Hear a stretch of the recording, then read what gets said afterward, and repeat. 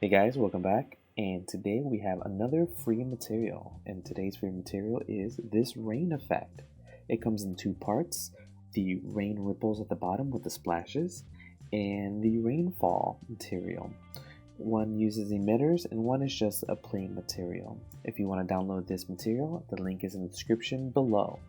Alright, let's just go and do a quick run through of this material.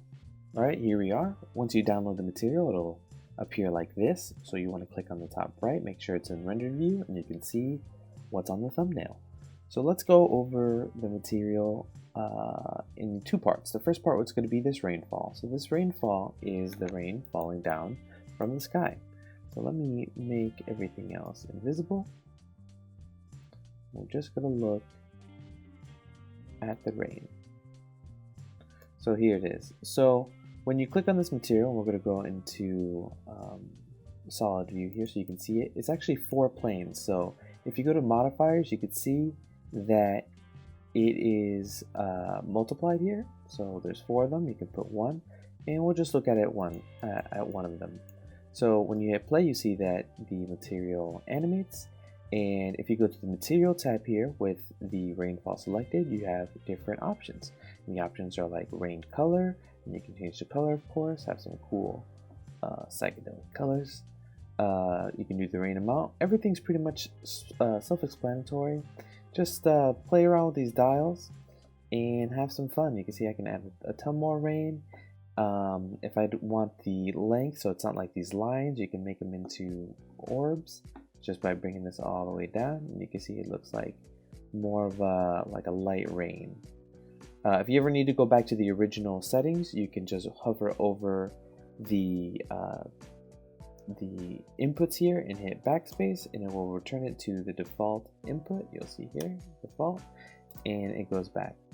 So that's pretty much it for this material. And then you change the modifier on the array to add more, and you can see that it adds some depth, and you can add in a bunch. That's how you add in lots of rain. And then if you want to control the distance, it's the same in the modifier here. Just control the Z and have them really close, really far away.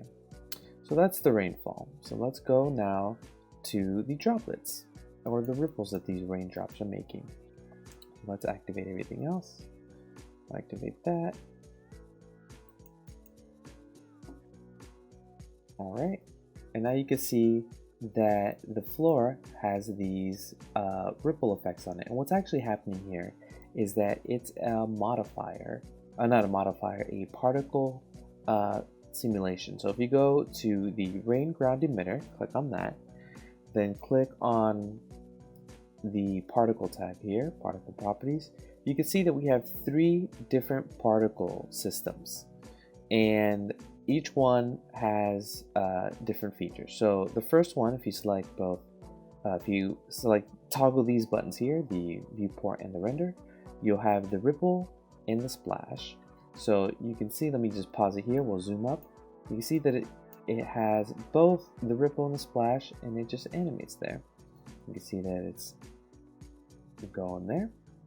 But let's say you just wanted the ripple, you uncheck these and just select ripple, and now you can just have the ripple. So I did this so you can have control on what exactly you want there. So there you go, ripples, and then you can just have the splashes if you like. There we go, there's our splashes. So let's go back to have, you know, both splashes and ripples. And the main controls to really worry about here are going to be the emission number. So if you want more particles here, you can crank this up to like 10,000. 1, 2, 3.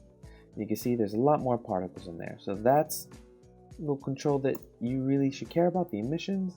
And another control to play with is the scale. So under render, go to scale.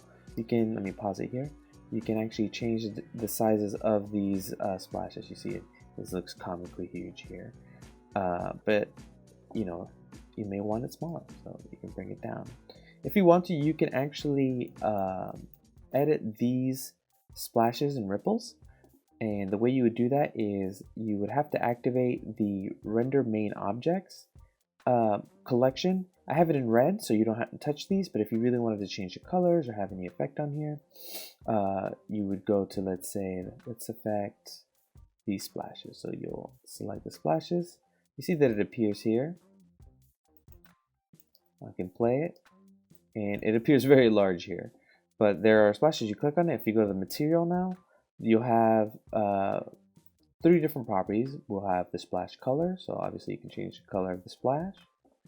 The thickness, which is the amount of splash there is. Maybe you want very small amount, not a ton.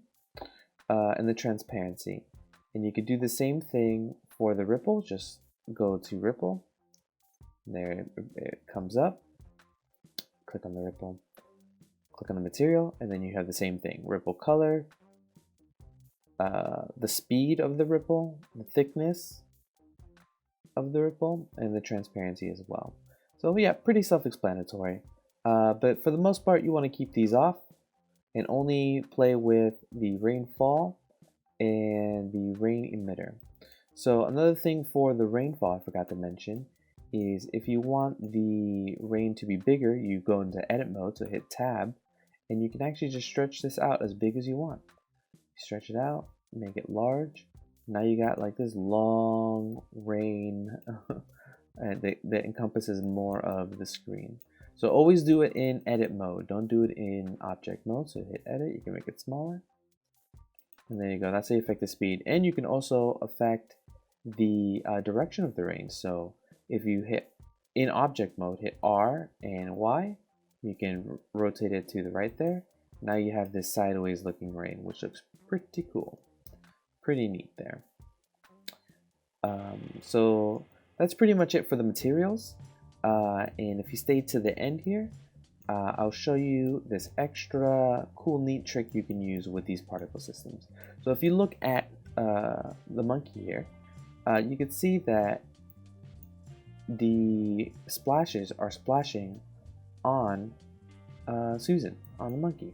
And I'm going to show you how to do that. And you can do this with any sort of object. So let me get a brand new monkey with no particles. There we go, no splashes, right? So what you need to do is get your object, and when the rain falls, it hits the tops of things. So we want to select all the tops of the geometry here. So the way we're going to do that is make sure you go to the mesh properties here, right? Object data properties. Now go to edit mode, and I'm going to select the top faces. So let's select the top there. And now hit Shift G, G for good, and it has select similar. So what this does is it's gonna get the selection and select similar faces based on whatever option we have here. So the option we want is normals. So here we go, we hit normals, and now we change the threshold. So if we put it down to 0, obviously it only selects the ones at the top. But if we bring it up, it starts selecting things that face the same direction of the selection that you made. So you see it has the top of the ears here, the top of the eyes, the inside of the crevices here. So there's our selection. Now what we want to do is hit the plus sign here on vertex groups and hit assign. So you can see that it's assigned by hitting select deselect. So now these faces are attached to this group. Great. So now go into the particle tab here and add a new particle system. Since the particle systems are already in this file, you click on this button here. You can see that I have ripples, ripples and splash, and just splash. So for this one, we just want splash. So you can just select the splash there.